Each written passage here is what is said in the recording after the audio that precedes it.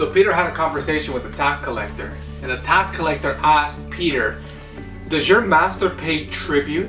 And of course Peter said, "Yeah." But upon returning to the house, I would imagine that Peter had a conversation within himself thinking, what am I going to tell Jesus? I just told this tax collector that he pays tribute. Upon entering the home, Jesus asks Peter a question. And he says to Peter, "Peter, who do kings collect tribute from? The children, his children, or strangers?" And Peter says, "Well, the strangers." So Jesus replies, "So the children are free." Peter totally missed the point. He totally missed the idea, the concept, the teaching that Jesus was trying to strive at. But in order for Jesus to deal with the impetuous nature of Peter, he tells Peter, "Peter, I want you to go to the ocean there and cast your fishing rod or cast your net, and the first fish you catch, open its mouth, remove the coin, and there with that shekel, you will go ahead and pay for my tribute and for yours." You know what's interesting about this story is that Jesus provides a miracle to save the impetuous nature of Peter.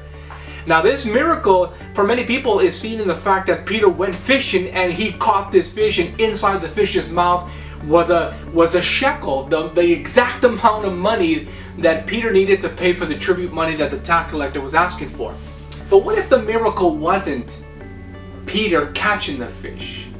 What if the miracle was the timing of Peter catching the fish? Let me explain.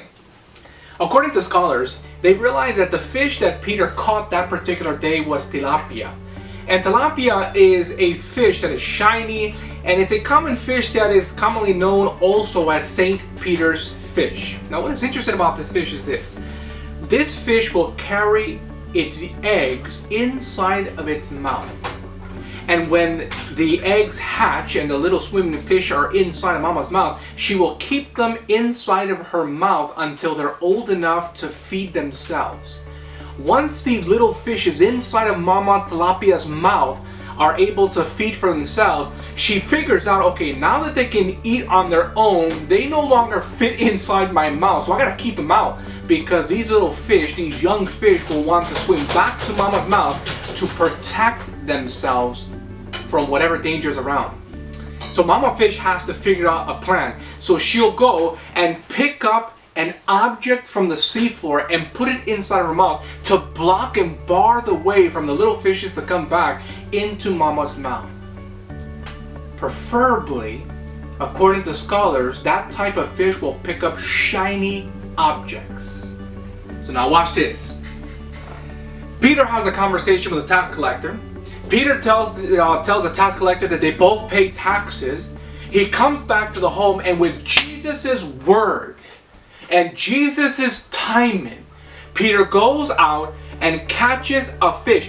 The fish that perhaps at the same exact moment left her little babies to go eat, and in order to keep them from coming back into her mouth, picked up the shiny coin, the shekel, into her mouth. And at that time, Peter caught the fish, opened the mouth, took the shekel, paid for the tribute. What is interesting is this. God's timing is perfect. God's timing in everything makes sense. In fact, the Bible tells us really clearly in the book of Isaiah chapter 55 verse 8 and 9, "For my thoughts are not your thoughts, neither your ways my ways, saith the Lord. For as high as the heavens are higher than the earth, so are my ways higher than your ways, and my thoughts than your thoughts." God's timing is perfect. God's timing is high. Our problem is that we don't trust His timing. Perhaps today is your day to trust God's timing.